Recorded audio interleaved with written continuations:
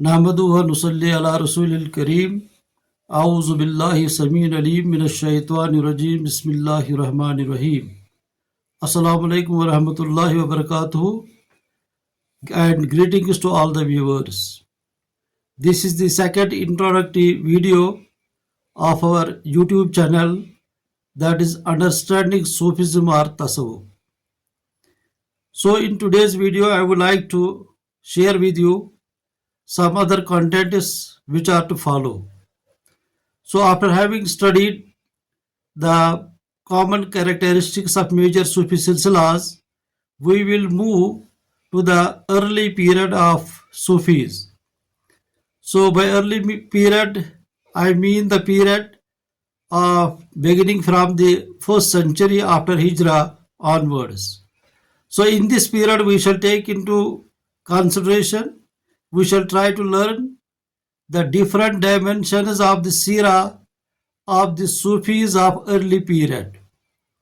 The people, the scholars who were great scholars at the same time, but they became known as Sufis also.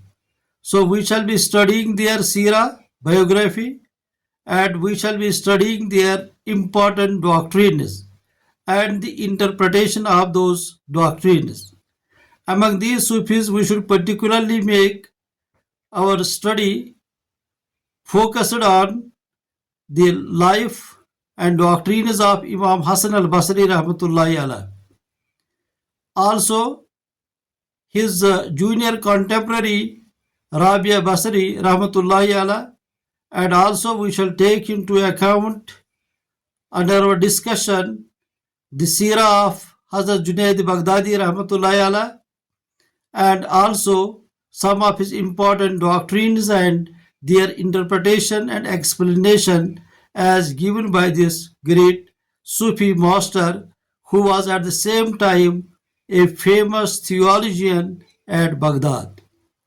From here we shall move to the medieval period. The Sufis of the medieval period, their biography, their teachings, and more particularly their Sufi thought. In that list of galaxy of Sufis, we shall particularly focus upon the Sirah and teachings of Khwaja Muinuddin Chasti rahmatullahi alayh, Sheikh Sayyid Abdul Qadir Jilani rahmatullahi alayh, Khwaja Muhammad Bahauddin Naqshband rahmatullahi alayh, Imam Ghazali rahmatullahi alayh, and Sheikh Shahabuddin Suhrawardi rahmatullahi alayh. We may include in this galaxy some more Sufi scholars also with the passage of time. Our next endeavor would be to study the different themes reflected and presented by these great Sufi masters in their works. Those works we shall be taking into consideration, about which there is no controversy. So we shall take into account different dimensions of Sufi thought of Sheikh Sayyid Abdul Qadir Jilani rahmatullahi alayh. So making reference, special reference to his monumental work, that is Fathul Ghaib, to his another work which is Al-Gunya, and commonly that is known as Gunyatul Talibin. Similarly, while studying the thought of Sheikh Shahabuddin Suhrawardi rahmatullahi alayh, we shall be making special reference to his monumental work, that is Awariful Ma'arif. So similarly, we shall also try to have an overview of other works as well, like a very famous book on the biography of the Sufis, that is Tazkiratul Awliya by Fariduddin Attar. Also, we shall be having some understanding of the ideas put forward by Imam Kushairi in his Risale Kushairi. We shall also make a study of the different aspects, different dimensions of the personality of Sheikh Yaqub Sarfi rahmatullahi alayh, who is very less studied in this part of the world, who was a mufassir, who was a muhaddis, and at the same time he was a Sufi of Kubrawiya Silsila. We shall also take into cognizance the Sufi thought of Sheikh Nuruddin Wali Rahmatullahi Allah, who is the most popular Sufi saint among the Rishis, and he is being regarded as the founder of Rishi Silsila in Kashmir. And also we find that at the same time he was granted the permission, he was granted the Khilafat by Mir Muhammad Hamadani, the illustrious son of Mir Sayyid Ali Hamadani Rahmatullahi Allah, to enroll the disciples in Kubrawiya Silsila. Similarly, we shall be studying the Sufi thought of Mir Sayyid Ali Hamadani Rahmatullahi Allah in the light of his monumental work, that is Zakhiratul Muluk. Also in the light of his Maktubat and other works like Aurad Fathiya and many more works, and there is common belief that he has authored not less than 170 works.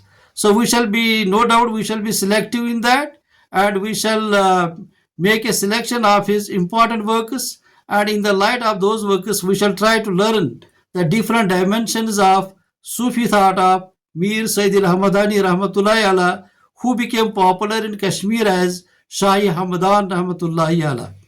Similarly, we shall be also referring to Futuhatul Makkiyah of Ibn Arabi, although it's a very comprehensive work and it is not very easy to understand for people like me, for learners like me.